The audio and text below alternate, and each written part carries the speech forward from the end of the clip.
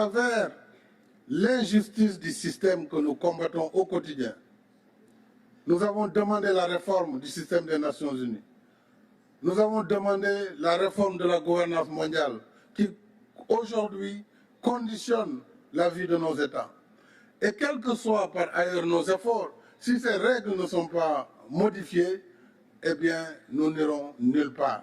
C'est pourquoi il est important que nous travaillions dans la solidarité, que nous travaillions également à l'échelle du continent, puisque les défis sont majeurs. Nous avons des micro-États hérités du Congrès de Berlin qui nous empêchent de travailler à l'échelle. Si on ne comprend pas cette situation, on perdra beaucoup de temps sans efficacité.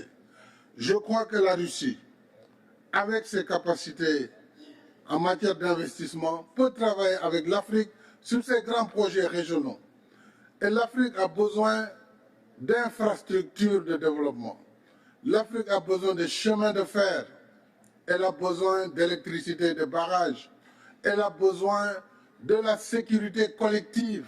Et sur tout cela, l'Union africaine, à travers différents mécanismes, que ce soit l'ODA-NEPAD, que ce soit les programmes régionaux, nous avons le programme qu'il faut. Et je pense qu'avec la Russie, nous pourrons travailler ensemble avec les BRICS et avec tout autre partenaire qui souhaiterait travailler dans nos priorités.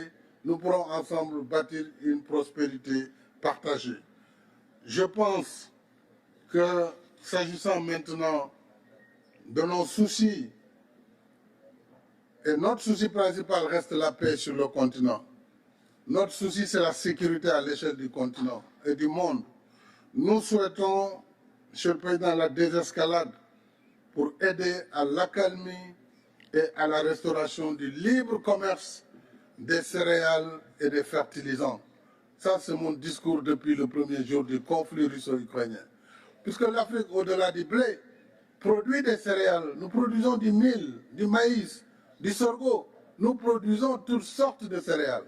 Mais sans fertilisants, comment allons-nous faire?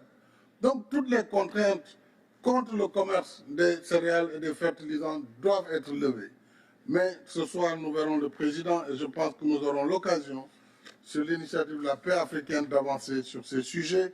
Mais aussi, cela nous permettrait, par rapport aux autres partenaires, sur les restrictions par rapport au commerce, de plaider pour la levée de toutes les restrictions afin que les pays puissent retrouver un commerce libre au bénéfice de toutes les populations.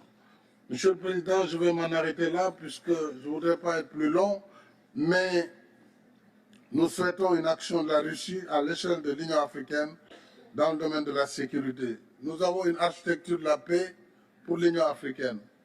Nous sommes en train de voir comment l'Afrique peut prendre en charge, dès lors que le Conseil de sécurité a failli à cette mission, qui est de restaurer la paix partout dans le monde. Le terrorisme gangrène notre continent, sans qu'il n'y ait aucune solidarité majeure en faveur de l'Afrique. Donc ce sujet-là, je pense que c'est un sujet important pour notre sommet. L'autre sujet important, je l'ai dit, c'est vraiment l'investissement que nous devons pouvoir faire ensemble pour une prospérité partagée. Je ne peux terminer, Monsieur le Président, sans vous féliciter et vous remercier pour le soutien diligent que vous avez apporté à la demande d'adhésion de l'Afrique comme membre de plein droit du G20.